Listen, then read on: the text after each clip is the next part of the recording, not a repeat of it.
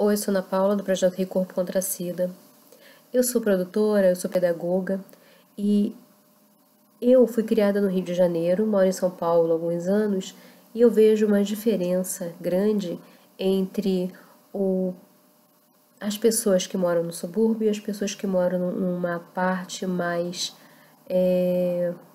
rica da cidade. E as diferenças sociais e culturais nessas duas realidades, tanto do subúrbio ou da periferia para a parte mais rica da cidade, quanto do Rio e de São Paulo. Então, falando do Rio, eu tenho essa percepção do Rio e também números de outros estados do país, onde nós temos uma grande concentração de pessoas que são evangélicas e pessoas também católicas. Tanto em uma religião quanto na outra citada, sem desmerecer não, sem esquecer das outras, elas orientam as pessoas a só casarem, a só transarem depois de casar. Só que nós vemos como no Rio de Janeiro, por exemplo, tem um grande número de jovens sendo infectados por HIV.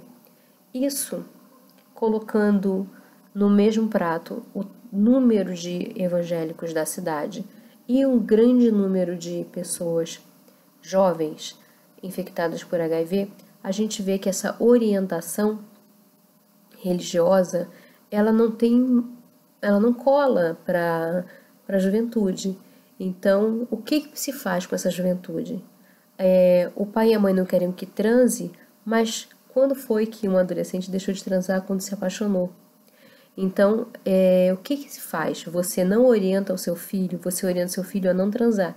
E se ele transar, ele não tem a informação? Então, precisa ter. A gente não pode ter na nossa mente que o jovem vai seguir tudo que o pai e a mãe falam, sabe?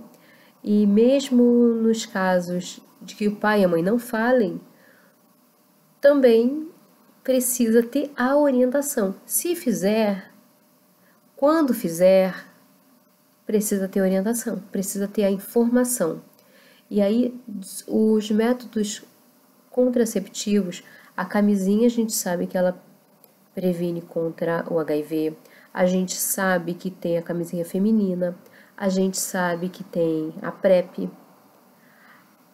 E aí, tem mulheres ainda, hoje eu estava vendo uma palestra de uma pessoa falando sobre mulheres que precisam tomar anticoncepcionais escondido do marido. Olha que loucura.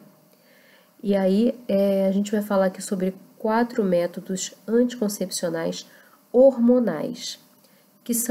Quais são esses? São os que a pessoa vai usar via oral ou pela vagina, ou via interna, mas é sempre interno, mas eles soltam hormônios que impedem com que o espermatozoide fecunde o óvulo. Então, o primeiro acho que eu tô falando tão devagarzinho, mas o primeiro é a pílula, né? É o contraceptivo oral, mas ele é contraindicado para mulheres que fumam, que têm histórico de câncer na família, que têm a pressão alta. E aí o que pode acontecer nesses casos? A mulher pode ter um AVC, pode ter trombose, que são doenças sérias. Então, para utilizar a pílula, não é simplesmente tomar a pílula porque é mais barato. Existem pílulas de diversos níveis de hormônio, então é importante sim buscar um médico antes de tomar a pílula. Seja adolescente, seja uma mulher de mais idade. Então, enquanto você menstruar, é importante, e você tem a intenção de tomar pílula, é importante que você converse com o médico sobre a sua condição. Diga para ele, eu sou fumante, eu não sou fumante, eu tô acima do peso, eu não tô acima do peso, eu tive câncer na família, não tive. Então, vai colocando todo o seu histórico médico para que ele possa te orientar para o melhor método possível para você. Tem os adesivos cutâneos e os anéis vaginais. Como que eles funcionam? O adesivo cutâneo, ele é um petzinho, é um adesivo como se fosse uma figurinha que você vai colocar na sua pele e ele vai liberando o hormônio progesterona e o estrogênio, principalmente, que eles vão direto para a sua corrente sanguínea e vão impedir que haja o casamento lá do óvulo com o espermatozoide. E aí você tá protegidinha, beleza. Ele fica durante 3 semanas na sua pele, e aí você pode colocar na perna, no braço, na barriga. Fica 3 semanas. Depois dessas 3 semanas você tira e é aquela 1 semana que você vai menstruar. Depois, o anel vaginal é um anelzinho que ele tem poucos centímetros e você coloca no interior da vagina. Também fica durante 3 semanas e depois você tira 1 semana para menstruar. Eles vão liberando hormônios de pouquinho em pouquinho durante essas 3 semanas para te proteger contra uma gravidez não planejada. Tem os implantes contraceptivos. Da mesma forma que o adesivo e os anéis vaginais, a diferença é que ele vai ser colocado por um médico debaixo da sua pele. Então, ele pode ficar mais tempo ainda. Como ele tem mais hormônio do que o anel e do que o adesivo, aí você precisa de mais acompanhamento do médico ainda, porque justamente pelos mesmos motivos, para os casos de câncer, de pressão alta, de pessoas que fumem.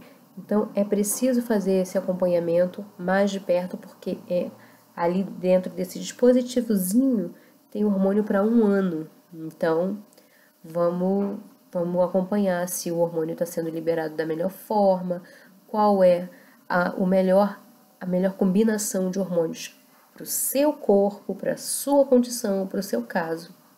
E tem as injeções contraceptivas.